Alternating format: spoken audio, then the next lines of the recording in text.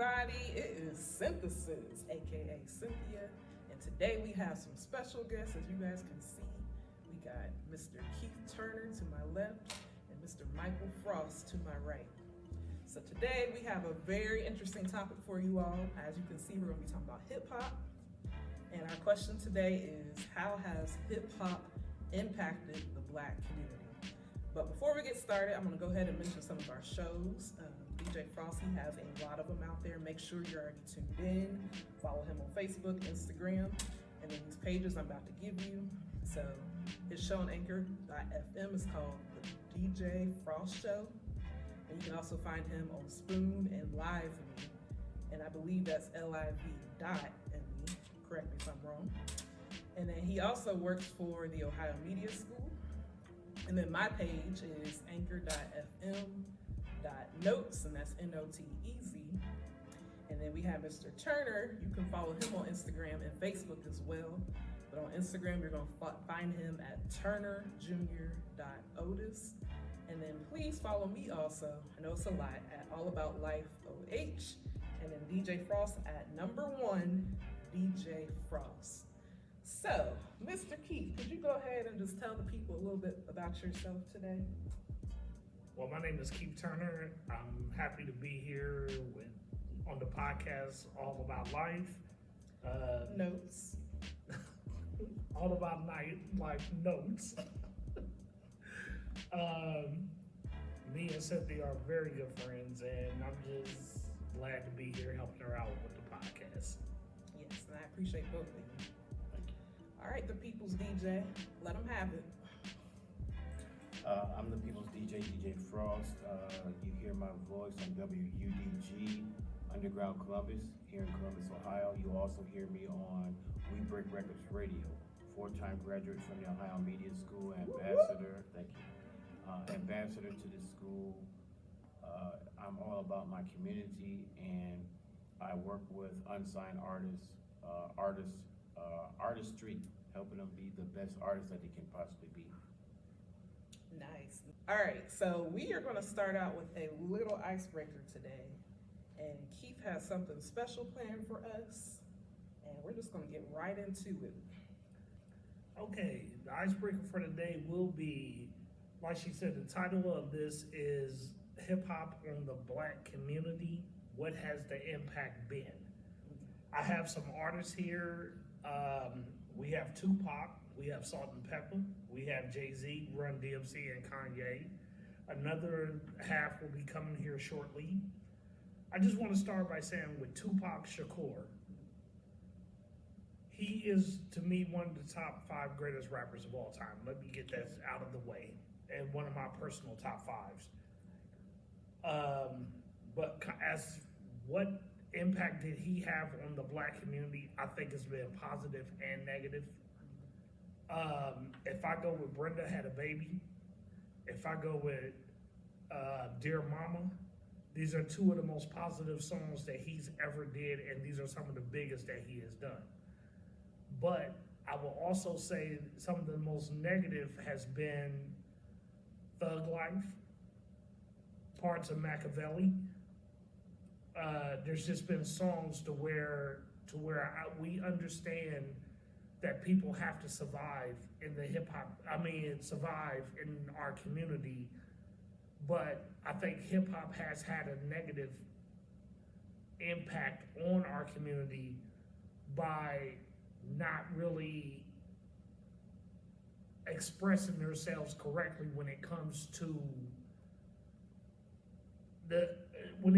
like just being positive in the community, because we have the degradation of women, we have drug sales, we have violence, and yes, we understand that's how you grew up, but we have to understand that a lot of these artists have lied about their past, because a lot of them did not grow up like that. And then the negative impact that it's had on our youth, to where people go out and actually live their lives that way, and not understanding the artists really didn't live their lives that way, is really kind of sad. But we understand Tupac did grow up that way in the end. So I'm not just saying him in particular, but I think him as an artist, you know that you've had an impact on society, not only just the black community, but society as a whole, when they teach your lyrics in a college course. He's being taught at Stanford University, one of the greatest universities in this country. And journalists and English majors are studying his works. So that's one good impact, but there was negative impacts with the drugs, the putting down of our women and the clothing, because now we have kids out here actually wearing sagging, going to an interview. A lot of this has come from hip hop, not Tupac per se, but that's some of the impact that it's had negative on our community. Right, and I just want to piggyback real fast. One of my favorite songs by him, which I know, yes, was sampled, but was Keep Your Head Up. To me, that's probably not probably, it is, to me, one of the best hip-hop motivational songs. I know there's a bunch out there, but to me, that's a positive impact one. And just like you said, there is some negative ones as well. And we're not trying to say that it's the artist's fault why some of these things have happened in the community, but we're basically saying that they spearheaded some of the negative results because, like he was saying earlier, Tupac was living his story. That was his life that he was talking about in his music and his story that he was sharing with people. But for other people, they might not have actually came up that way. But now they're listening to this artist thinking that they can now basically take on that same persona, and I think that's where we have an issue. Yeah, as far as Tupac, he was a great man. All of it is not I'm gonna say this, all of it is not the artist. You gotta look at the management. You know, you might come out and this is what you've been doing, and then your management say, no, we gotta push this. So, you know, him and Biggie was best of friends. They never had beef.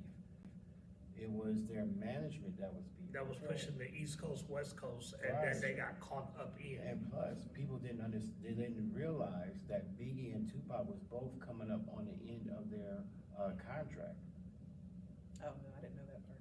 Yes. Well, actually, one of the biggest rumors on why they both were killed is because not only were they both going to leave their label, there was a rumor record out there in the streets that they were going to leave their label and they were going to start a label together, and they actually there was actually a record that they were going to do called Biggie versus Pac, but it was going to be under their label. And this is a reason why a lot of people think this is part of the reasons why both of them were killed, because of the money that Bad Boy and Death Row were going to lose. Because if you grew up in 90s hip hop like I did, could you imagine? Probably that would be the greatest hip hop album of all. That would have shattered. Maybe even some of the greatest albums of all time would have had to make room for this. Could you just imagine what that would have been? Pac and Biggie together on a whole entire LP. That would have changed the whole rap game. Right. Yes. It would force other artists to step their game up. It's like, you know, the Lakers, they go and get all these players, and then the rest of the league, you gotta do what you do. Yeah. Some of the names on there are cool and all. My thing is, you know, when you say of all times, you have to put people in there like, what is his name? Oh my gosh. From Boogie Down Productions. Okay, RS1. Yes. Okay. And he's still, I think he's the ambassador of hip hop. This guy, I have looked at a documentary, and he says, I don't have one rap that I will use on every rapper. Every rapper has a folder. And if they try to step up and say, I'm better than you, you sure you don't want to sit down? I'll give you a chance now. Then you gotta look at people like Rakim. Mm-hmm. This man could rap without cussing. That's the type of hip hop I like. Yes. He could cut you down, and you didn't know you was cutting to your boys. Told you, boy, you leaking. Something wrong. You That got it. that was one of the biggest knocks against Will Smith. That he could actually rap without cussing. Right. And they didn't know that he dropped the album like 2020, 2019, Yeah, and it was pretty good. yeah. And he really didn't get no airplay. I just wanna touch on something that you did say about like the management. You're absolutely right. Management did push the negative connotation because it would sell records. Mhm. But on the same token, the reason why I have to put some blame on the artist is because when you saw the negative connotation that it was having on our people, there had to be some kind of moral standard that should have kicked in and say, nah, this. But I just think when the negative that there should have been some kind of moral should have kicked in and said, but you know what? I'm looking on the impact that this is having in the community. Because even though management is pushing it and this is what sells records, on the same time, is my greed more important than my morals? And I think a lot of artists did end up coming to that because they understood, if I don't rap about the drugs, if I don't rap about hoes and B words and everything like that, if I don't rap about the violence, not only am I gonna be cut from the label, I'm not gonna be relevant anymore. So this is where I think a lot of that some of this onus does fall on the artist, because if you talking about that you are pro-black and you are really for the community, then something should have kicked in on you and said, but you know what, my morals and my standards are more important than my spins. Okay. And then that's what Kanye West said on his album. Oh yeah. If it takes from my spins, I hope it takes from my sins. Yeah, Jesus, when he was Right. rapping, yeah. And that got Jesus wants women. that got reps in the club. Yeah, oh yeah, That I got know it reps did. on the stories. That got reps everywhere. Yeah. So who is at the top of the chain though? Because I know we're talking about management companies. Some say that, for example, Jay-Z is at the top. I don't agree with that. Why you don't agree? So you mean to tell me that for his entire empire, he has been able to make all the decisions, he's calling all the shots, and I'm talking about in his early career too, maybe more so now he's able to do that, but back in the day, was he really at the top? Or like you were talking about earlier, just a minute ago, was there somebody telling him like, we need you to push these hidden agendas to make the money to get the sales out? Because even in his imagery, if you notice, back in the day when Jay-Z was younger, he was bringing the chains and all that flashy stuff and everything. Well, a lot of the rappers were, well, but as time has gone on, his appearance has he changed. started off, I think, with Interscope, if I'm not mistaken, but I could be wrong. He was But- always with Dame Dash and Rockefeller, but he was Def Jam. with Def Jam, but when he got with Rockefeller with Dame Dash, Jay-Z was at the top. Him and Dame was together, and that's where the fallout came. So he did have like final say so on what came out, because that's where the fight between them two actually came from, because it was over the management style between him and Dame. But him and Dame were, if I'm not mistaken, 50-50 and Rockefeller. So what you're telling me, because you know I'm trying to be educated too, is when they first started, it was African Americans who were at the top calling the shots down below when they came. Oh, you talking about tip top? No. Okay, No. and that's the point I'm No. getting at. No. You're talking about like Clyde Davis and all Right, them. right. Oh, okay, yeah, like that's over Sony Yeah. and all of that. No. I don't. Other than like, even though I know Puffy owns Bad Boys, but they're still like under Sony or Interscope or something. Either way it goes, there's no black sitting at the top, at the tip top of like music like that. Okay, and the reason why I asked that is, so earlier hip hop, was it really that they were telling their stories, or were they telling the stories through the lenses of, I hate to say this, I know y'all are watching, some of the Anglo-Saxons who were at the top of the chain, who thought that's how we all are. Let me get that, if you don't mind. Thanks, go ahead, bring it. I grew up in that era. Right, Late, I'm a seventies baby. I was born in the seventies, and I got familiar with hip hop in the late seventies. So, that's what it was. It was people that was out there, you know, doing what they was doing, and they was telling their story.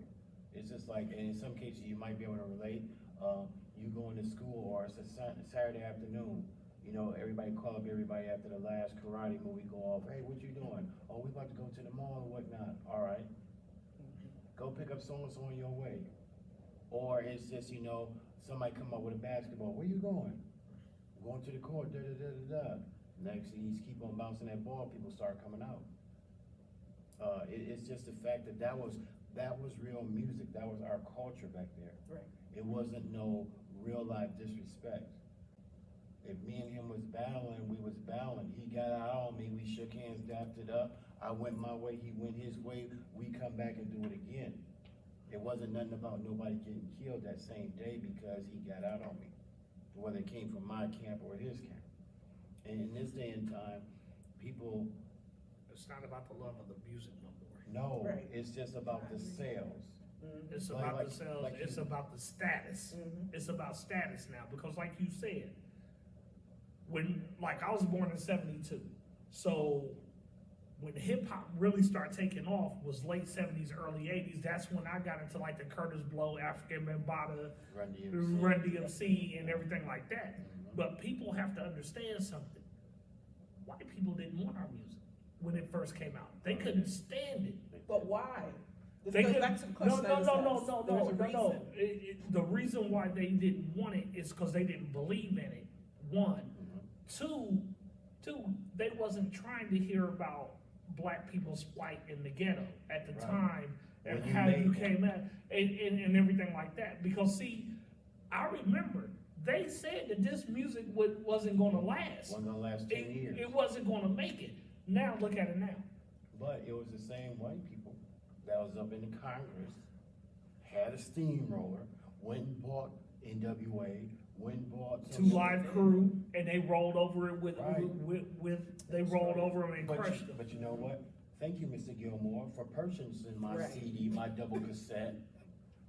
Once you buy that, I don't care what you do with it, but you're not already paid for it. Yeah, so you're gonna get your residuals either way it goes.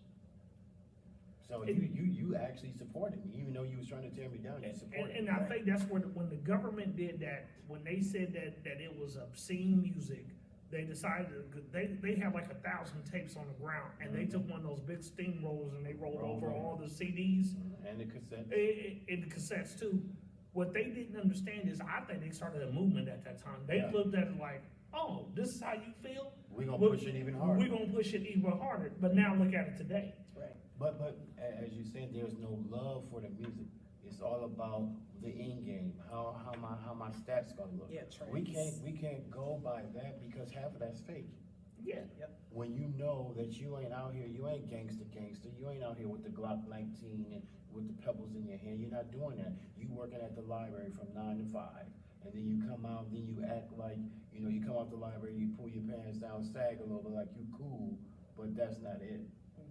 Stop playing. And some of even the rappers then came out and pulled some of the covers on some of these cats. Don't be out here saying you did this and you really haven't, because we know what you're doing, and that's not I it. think that's one of the most powerful things of what you said, because I think one of the biggest problems that we had with hip hop, I think what really put hip hop on the map, but I think what also destroyed hip hop also, when the East Coast West Coast battle came out, because so many of us lost our lives That's for true.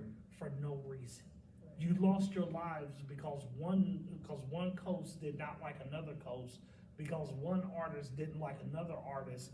And at the time, if you ever see an interview that Biggie did right after Pac died, he said, I don't even know how we got into this. And it wasn't, and again, that wasn't me and you. That Right. was your management and my management. Management pushing it, right. But no, it was the fact of, because some of that Tupac movie was the truth. People don't know. Yeah. Some of that movie was the truth. Like, how Tupac's music started getting a little overbearing for some people was because, his manager, that got him out of jail, he really. Suge Knight, he sold his soul to the devil. He told him before he got out of jail, he said, you know you in this for life. What Tupac said, yeah, whatever, man, whatever. And he looked at him like, yeah, okay. So my thing is, even with that Tupac incident, how can people be standing on both sides of the car shooting and you don't get hit? Nobody in that whole group, you gonna let a car separate the other two cars? Well, And nobody had guns? well, if you think about it, same thing with Biggie. Yeah, the same thing. And think about this. All the times that him and Diddy went out together, they was always in the same car. The only night Diddy doesn't get in the same car is the night that Biggie gets killed. Y'all getting deep. I mean, this is where It's hip part of hop hip-hop. is part of hip hop. I mean, just like if we go to the next one, like Salt and Pep. Yes, let's bring some women. To me, the greatest female group of all times. Yeah.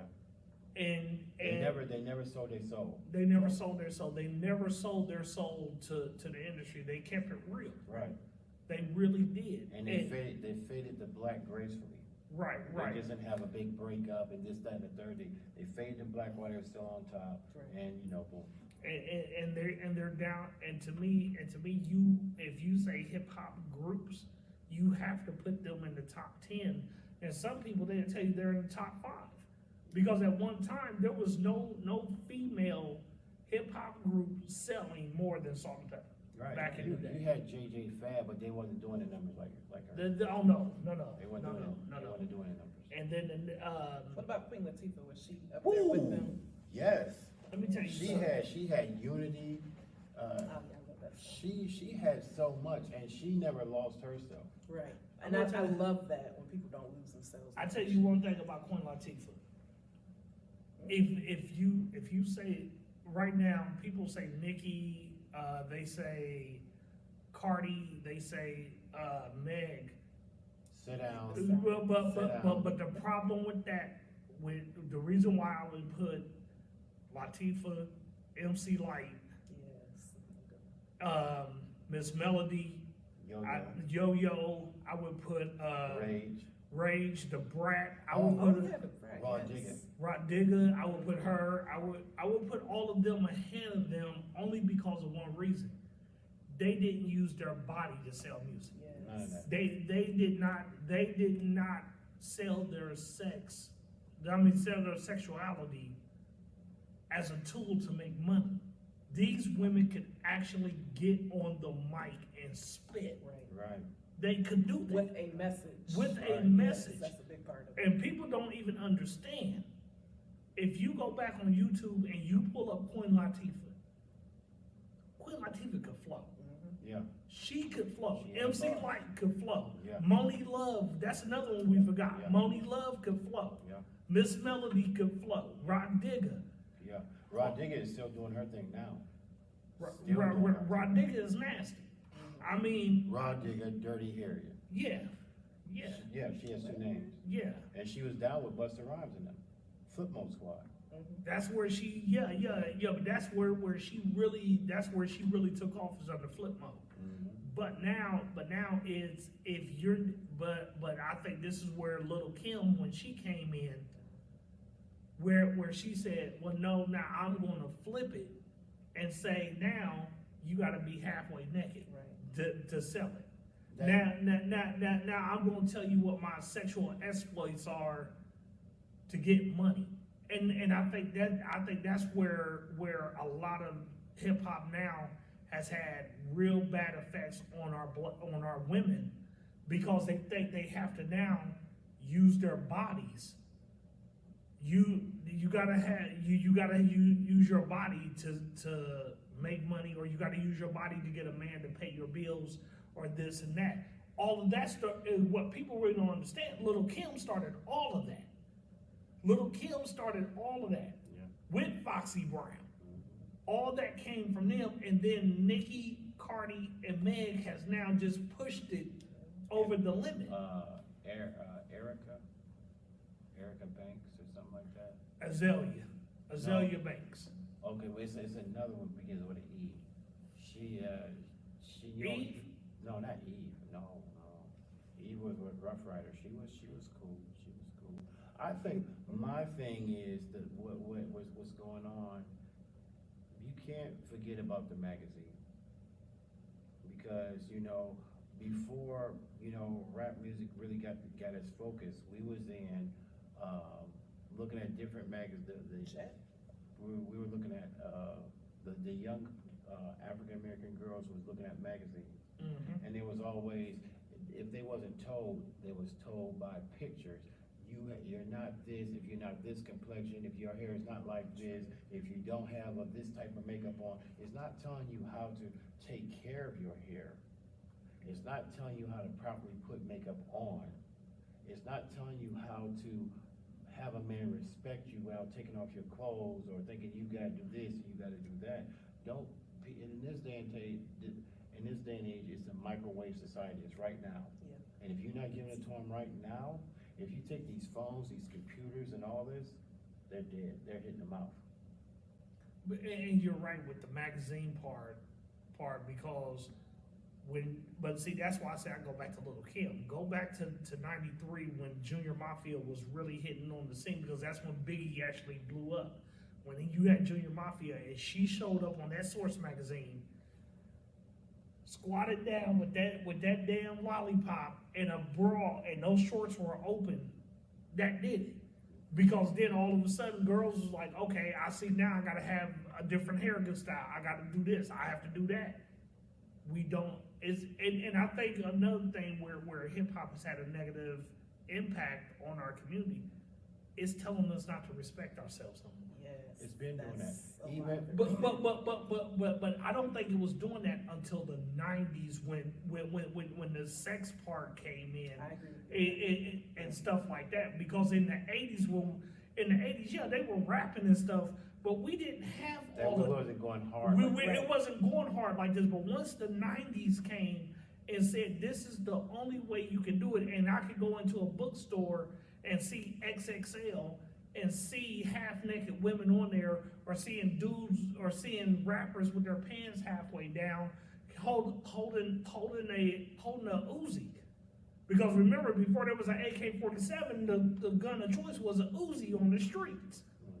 So then when you have certain groups like NWA telling us F the police.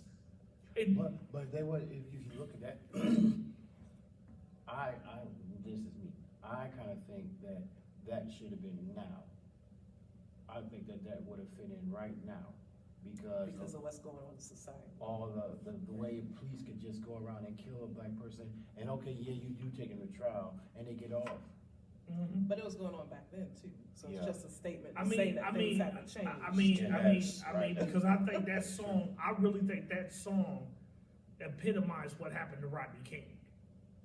Because remember, Rodney King got beat in 91. Yeah. That song dropped right around that same time with Rodney King, right before NWA. I thought that was out in 90. Well, yeah, I said right around there, because if you think about it, it dropped in 90. King was beaten right around the first of 91. So it was right within that first year when that song fell. And then all of a sudden, then you got people really running out there, well, F the police, because now you see what they did when Rodney King got off, and then it led into the LA riots, which was one of the worst things that's ever happened.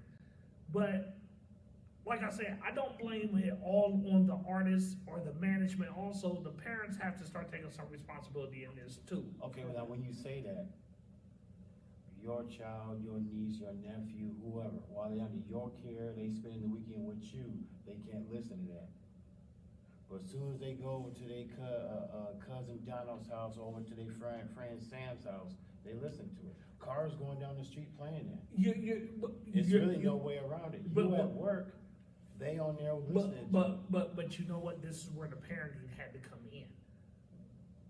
What you are hearing there, when you hear that kind of music, understand a lot of that it's just for entertainment. Right. And we see, but we wasn't telling our kids that. We wasn't. Dr. Dre was. Well, Dre was, no, I'm going back to where you said like the parents. I didn't listen to it in my house, but when I went to Auntie's house, this is what was playing, and then that's what got into my mind. This is where the family should have stepped in and said, listen, just because you hear this doesn't mean it's 100% true. Right, you should educate it, broke it down. Broke it down like we're just doing this for entertainment purposes. But see, we didn't take it like that. So when somebody said, hey man, look man, he grew up, man, he out there hitting licks, well, I gotta live like that now. But now you gotta understand something. It's just like with me, if we threw, let's say, if we threw young Jeezy out there, Jeezy called himself the Snowman. Let me ask you this. He the Snowman living his life like that. How many people out there was he influenced to go out there and sell, but not telling people on the other end that his son is now a sophomore in Harvard? Hey, you can do that with Scarface. Right, but and Lil Wayne has he has 2 degrees in music composition. He doesn't rap about that. This is where I said this is the reason why I have some problems with that, because they're not rapping that. I'm gonna rap the negative, but I can't tell you I got a college degree. I can't tell you that me and this woman have been married for 15 years. We're happy. We have a house. No. I can't rap about that. I got to rap to show you that I'm in the strip club and I got all these females on the other side, which is not really true. But you know it's not true, but you're still perpetrating a lie that's hurting our community on the other end. Because trends sell. Yeah. Goes back to that. That's Yeah. why. That's true. But at some point in time, you gotta be that, salt and pepper. You gotta be that, It needs to JJ come back. Fad or whatnot. The only person I say that still holds that down on the female side and she don't get that much wreck anymore is, she used to get her beats done by Timberland, Missy Elliott. She still has that, she's on the borderline. She's old school, but she still has that new school flair to her. But I think what her Missy's career was the alleged rumors of her lesbianism. Okay. But you have to understand the reason why I'm saying that it's more accepted now than it was back then. Yeah. And when that came out that she was sleeping with Aaliyah, she had slept with Eve, she was with this person, she was with that person, I think that really hurt her, because remember, she came in the early 2000s and stuff like that when being gay was not even acceptable still, because you're coming off the 90s. Now, if Missy would have came out 5-6 years ago, it wouldn't even be an issue. My thing is this here, not taken from it, but we're still on the same subject. Look at R. Kelly, one of the greatest R&B singers out there, and most of these babies that came from some R. Kelly music. Sure. Now, besides what was going on in his personal life, everybody was buying stuff. Now that all this stuff that come to light or came back to light, and it looked like he ain't getting out of jail, if you mess with R. Kelly, I'm blocking you. We ain't friends no more. Like, what?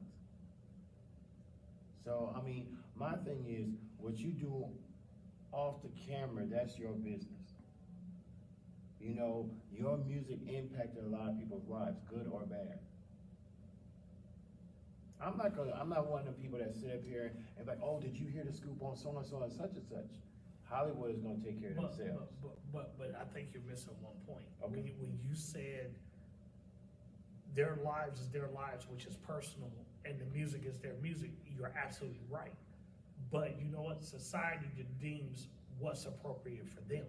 So if they bring your personal life into it, Yeah. your personal life is into it, even if you didn't want that part of your life to come out. Society picks on what they want and what they choose in the end. But I would just go like, next one, Jay-Z. No, I need to get that. Jay-Z showed you the street game, and as you were saying, 1 minute he's wearing the chains, and as you see him, he's elevating. He ain't on tennis shoe level game. We on gators and lizards and this, that, and the He third. elevated. Yes, and he showed you, I'm in the street, but this is what I'm doing. I'm getting myself out the street. And That's a powerful point. his own boys told him, Jay, you don't need to be out here. Cause he was out there doing his thing. I don't know what he was doing. He was out there doing his thing. And, his boys was like, man, you should be in the studio. You should be in the studio. And he just thought they was blowing smoke up his tail. Like, nah, man, oh, okay, well. And they took him and it's like, man, go in there. Well, and I think too, when he was able to get with Beyonce, I think she had an unbelievable influence on him also. Because that's when she had that song Upgrade You, and he had a feature on Upgrade. And she told them, as you listen to what she said when she was talking about the suits, the shoes, the watches, Jay started wearing that stuff. And I think, and you're right, but see, what I can say about Jay-Z is he started off as that dope boy in the streets. But you know what? He didn't let the streets define him. Exactly. In the end, he said, no, I am going to do this. Jay-Z a billionaire today. Yes. He's a billionaire today. Yeah. He got his hands in everything. In everything. He's unbelievable. Just like the next one, if we go with Run DMC. Legends. But the one thing I loved about Run DMC is they rap from their perspective of what they see in their streets, but they also was still trying to stay positive, because they was telling young dudes, don't go down this path. We don't want to see you in jail. Right. We don't want to do this. But you also had the group that they put out was Onyx. Yeah, but Onyx was different. Yeah, they was. Onyx was different. Sticky Fingers and all them. Right. They were different. But Onyx had one heck of a song back in the 90s. Yeah. Let your boys be boys. And I mean that was huge. But Run DMC, the next one we have on there is Yeezy. Well, hold on, before you go there, I want to say this. I think, and I could be wrong, I'm quite sure y'all don't correct me on this. I believe Run DMC was the first group to bring hip hop to The mainstream. to the mainstream, far as with the white people. Yeah, I agree. Well, yeah, because everybody remembers Walk This with Aerosmith. That's what, actually, if you think about it, if it wasn't for Run DMC, hip hop would not be in the mainstream today. Yeah. Because when they did that, remember they did that at the Grammys. When Steven Tyler came down them steps, talking about Walk This Way with Run DMC, and all them was in their Adidas doing their little dance moves in '84 on that stage, that everybody said, okay, I can get with this. It was like mainstream America, okay, we can get with this and everything like that, so it's cool. But at the same time, NWA, the white kids was listening to that. They started dressing like that. Started wearing their hats to the back. Everybody has Raiders hats. But that's the reason why the government stepped in when it came to that. Is because that's why I said once Run DMC did that with Aerosmith, it started going into suburbia. Now all of a sudden, we can't have that. Now all of a sudden, Becky and Blake up there watching, right, up there listening, got their hat to the back, got the music cranking. Oh, we can't have that. We can't forget Sir Mix-a-Lot. Yeah. He had a huge hit too. Baby Got Back. Right. And they were pumping that too. But once it hit suburbia, yeah, it was on and popping. It was a wildfire. It was there, and I think, and if you think about it, once it hit suburbia, that's when the violence came. Because it's what you said. These executives said, well, wait a minute, if we could get them to beef against each other, the sales go up. And at one time, who was the highest selling group for hip hop? White kids. White kids at one time was buying more hip hop music than black kids because they could afford it. You gotta throw in the Beastie Boys too. Yeah. Their influence was huge. Yeah, because they were really the first white group. Not solo artists, but they were the first white groups. But the next one is Wait, I'm gonna say something, Okay. sorry. that's okay. Beastie Boys, they did is it Brass Monkey? Brass Monkey, Okay. Slow and Low. Mhm. Yep, That whole album was almost, oh my gosh. they won American Music Awards off of that. They won awards on that. Yeah, Beastie did their thing. Yeah, they did. And I wanna backtrack again too, real fast with Run DMC. So another point nobody likes to bring up, what I like about them the most is that he took two brothers who were able to come together and work together. And I think for our community now, we need to remember that. Because a lot of times we have people in our families where we know they have gifts and talents, and it becomes this war. But if we learn to work together, just see how big the empire can become. And that's one thing I really like about Run DMC. Just have to throw that in there. Well, to touch on that real quick is, that's one of the biggest problems now is our jealousy and envy of each other in our community is destroying our community also. Cause like you said, you had two brothers, two black men came together and said, we are going to do this. Now, I wasn't there. I'm sure they had their falling off and everything. Right. But you know what they did though? They was able to keep their eyes on the prize and say, this is what it's gonna be. That's where they ended up going. Okay, hold on for a minute. Now, seeing that y'all said that, let's look at, LB 23, LeBron James. That's before my time. LeBron James? Oh, no. Teasing. Okay. So, LeBron James, his two partners, they all grew up in the same neighborhood. People was coming to him, hey, I can take you further than they can. No, you can't. I don't even know you. But I know them. It was loyalty. Right. Loyalty. Now, let me hit you with this. When Dr. Dre sold beats, who made $35 million? I don't know. $35 million. Company? An individual? Who? LB 23. His boys told him, Dre's money's good, but buy some stock. Okay. If he ever sell, you gonna make him money. I didn't know that. Yeah, 35 million, and he only made two commercials. $35 million. We don't be paying attention. I was wondering how you gonna bring LeBron James in this. Thank you. I like that. I never knew that. $35 million. We don't look at, before we was on Facebook, we was on MySpace. And then everybody slid over to Facebook. When we was on MySpace, we was on Black Planet. Keep taking it way back. But it's the fact that when we was told about TikTok, Facebook, Instagram, then nobody wanna put nothing into it. And now look at these entities. If we had our investment game up the way it should have been, we just imagine where we could be. If you can invest your money in some weed and drink, and I'm not really picking on nobody, but I'm just saying, if you can invest in that, you can invest in something that's gonna be more long-term than that right there.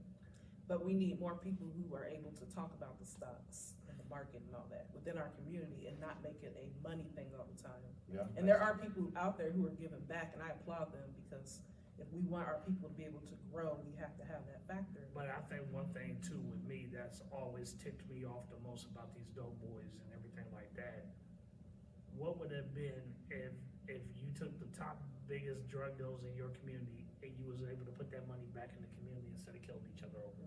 Where even though I know what even though it's illegal and I understand the way you obtained it, but think about what it would have been if me and you were the two biggest drug dealers in Columbus.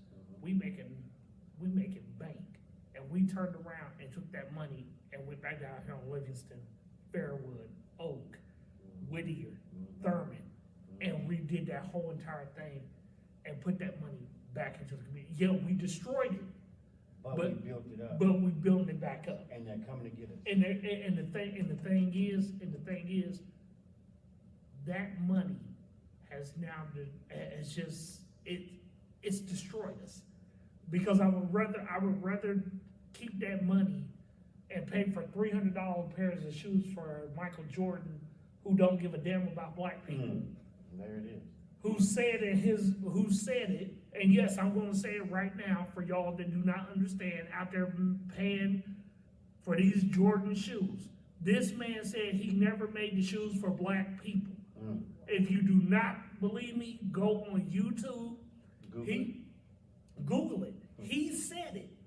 He said it right around the Rodney King time, where when he was really taking off, he said my shoes was never made for black people. I was selling my shoes for people in the suburbs. And who was in the suburbs at that time? White people. Young white children. And very few black. And few blacks. And y'all are sitting here giving your money to this man. You will stand outside 3 in the morning, the store don't open until 10, but you won't stand in that, and you won't stand in line to get you a job application or get you some free food. But I would rather go out here and knock somebody upside the head and steal their shoes than do the right thing. You know how many people running around right now with Jordans on but can't pay their light bill? They would rather sit in the dark than sit here and pay $300 worth of shoes. And my number one question is, you get a $300 pair of shoes, then what? Once they scuffed and tore up, what are they worth?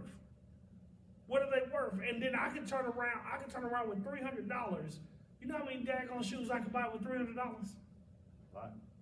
But because we're so worried about what society is going to think, our friends are going to think, they're going to talk about me if I don't do this. That's one of the biggest problems too, the materialistic parts when it comes to us also. And it's just, and then it does fall back to hip hop when Little Kim was rapping about her sunglasses, her jewelry, right, all of that, her baguettes, right. All of that falls into place. Just like when they was talking about back in the day when they had Mercedes and everything like that.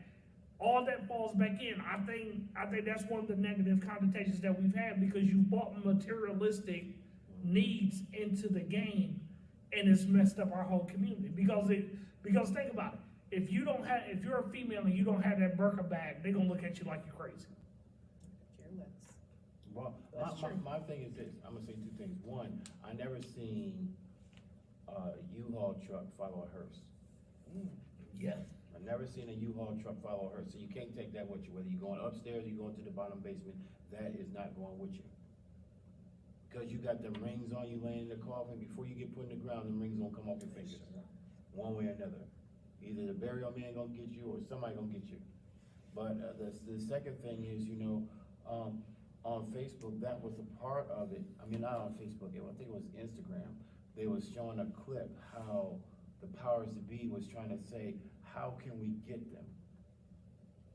And then you had movies like New Jack City, Nino Brown. It's bigger than me. It's bigger than me. If I'm going down, everybody going down. It was one name that was a real big name. He said, you wanna know where it comes from? It comes from him. Him right there. And he started backing up, because now you can pull the covers. Long story short, powers to be put stuff out here to kill us. Right. And put us in jail and disrespect our black women. But at the same time, how much are we at fault? We at fault because we take the stuff that they give us and we go on and do the job that they want us to do. Well, we do it as gospel, like you said, because at the end of the day, they can put it out there, but where's the responsibility and the accountability from us?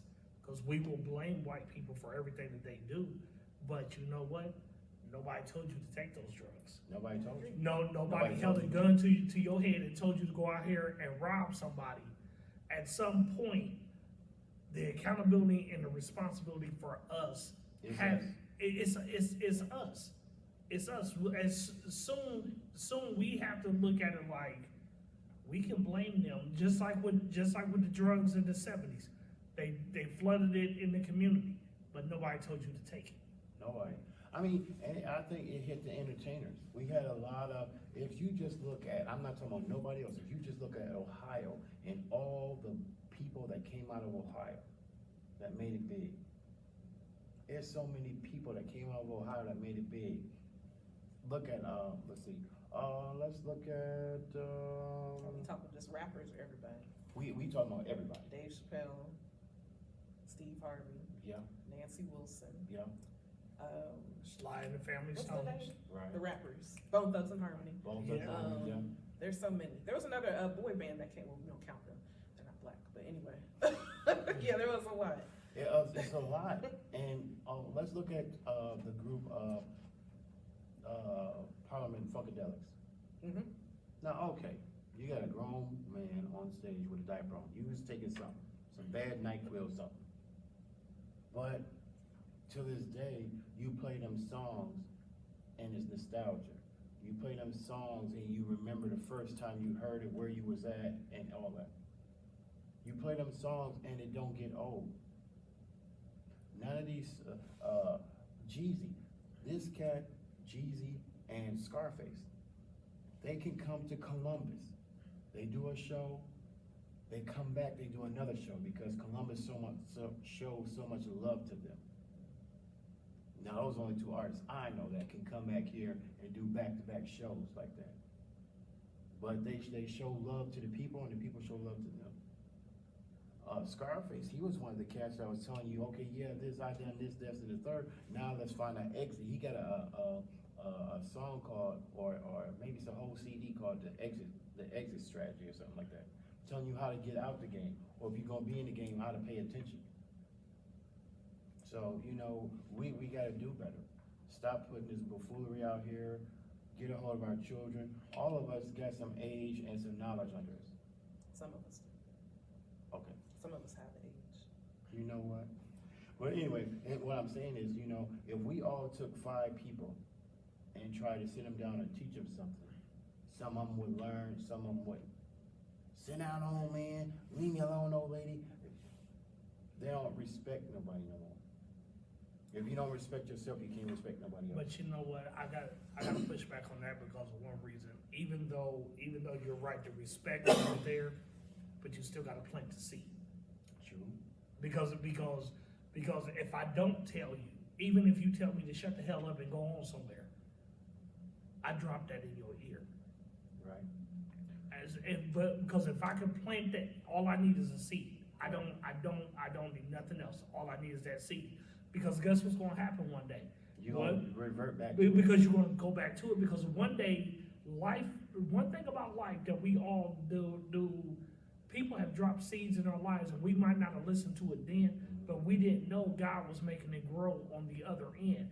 And then parts of life will come, and all of a sudden you can go back and think about what that person said, and all of a sudden that's where now the maturity has kicked in. Now you're starting to grow up some, because even though they told you to go on somewhere, old man, at the end of the day, you still drop that knowledge. You still put that seed in their ear. You're not going to, see, the thing is, you can take those 5 people, but guess what? I'm not trying to reach all 5. I'm just trying to reach 1. If I reach 1, I've done what I'm supposed to do. Right. My thing with that is, now you backtracking. Because if you would listen the first time, you wouldn't have to come through the penitentiary, this, that, and the third. You would have heard it the first time. You're right, but if you go back with all 3 of us sitting here, our parents told us not to do stuff, and we all still made mistakes. We all still did our little dirt. We all still. That's the only reason why I said it. But the one thing that I thank God for, my parents planted that seed regardless. Right. And there's been times in my life where I had to revert back onto. But see, the thing is, when I go and I think back, the seed grew even when I didn't know it was growing. Yeah. It was growing, and then as I started getting older, all of a sudden, because see, not too many people do it. I'm not embarrassed to say it. I've been in jail, but you know what? I ain't been to jail no more. Right. You learned that first time. But see, the thing is, like I said, you only got to reach 1. Even though, like you said, you're gonna backtrack, but all I did was reach 1. That's all it is. It's just like in the Word when He said, "I just throw the seeds out there as a mustard seed." All the preacher does is just throw the word out there. Now, some is gonna fall here, some is gonna fall there, but you know what? That word is gonna save 1 or 2 people. It's not gonna save all, but you know what? He did what he was supposed to do. Right. And that's all. And that's all this is. You got to be able to give them wisdom. If they listen, they listen. But as long as I put it in you, It's in there. your ear, it's there. And you know what? And then you're gonna run with it when you're ready to run with it. Right? Now, I got one more thing to say. You know, and all of us could attest to it, I do believe. Females, whether it's been our mama, grandmama, girlfriend, wife, baby, I don't want you to go out there with that dude. I don't like the way he look. I don't like the way whatever. Or I don't want you to be around that girl. Something ain't right about her. The women done told us not to do what we do, and we still went and did it. Mm-hmm. Whether they wanted us to lay up under them or whatever the case may be, and stay in the house with them, we still, I'm going out here, oh, yeah. Okay, next thing you know, collect call from the county. Or the police come out there talking about, do you know so-and-so, he's been killed. So, I mean, we just gotta listen. When you learn more, when you know more, when you learn more, you know more, or something like that. I forget how it goes, but. Yeah, and women are far better listeners, but yeah, one day you will get there. Okay. So all right. we have had a time today. This has truly been the Frost and Turner show, and I love it. Wow. So next time, what we're gonna do, there's gonna be a part 2 of this. We are by no means done. We're gonna invite you guys to come back next time. It'll probably be in the same room or at another venue. We will let you know. We're gonna have an audience. I'm gonna stay on the side of being the talk show host. These 2 gentlemen are gonna be on the panel again. We're gonna invite somebody else in. We wanna get some young people in here too, so we have a diversity in age, because we really wanna hear everybody's perspective about hip hop. And this has been just so great. Mr. Turner brought it home for us today. DJ Frost brought it home for us today. I'm excited. We wanna hear what you guys thought. Part 2, we're gonna just keep it going. So if you have any questions before we meet, like I said, we'll let you know the location. Go ahead, you can send that over to, let's see, you can send it to allaboutLifeOH@gmail.com, or you can hit either one of us up on all the media channels I listed at the beginning, and we'll have that for you in the comments as well. So do you guys have any final comments? Or I feel like you guys have said a lot already. But if you just wanna say one word, maybe to the younger generation today about hip hop, that's how we'll end it. I think the only thing I would want to say about hip hop today is go back and listen to the classics. Yeah. Please go back and listen where their stories were more meaningful than what it is today. And I agree with what he said. Basically, if you are an artist right now, make sure that your message doesn't only reach yourself, because everybody has a story, but it's able to inspire and uplift other people along with you. Only, I can say some things until they kick us out, but my thing is this here. For each day that higher power blows life into your body, you should be moving your brand further and further than you did the previous day. And if you didn't do that, I don't know what you're doing. And you don't have to be a musician of any sort. This is for anybody. If you don't get up and tap your feet on the concrete, whether it's raining, whether it's sunny, whether it's hot, it's cold, I don't know what you're doing. You gotta do the stuff that nobody else is doing. And just because you got social media, that's not good enough. You gotta get out there and shake hands, let people know who you are, what you're doing. Peace.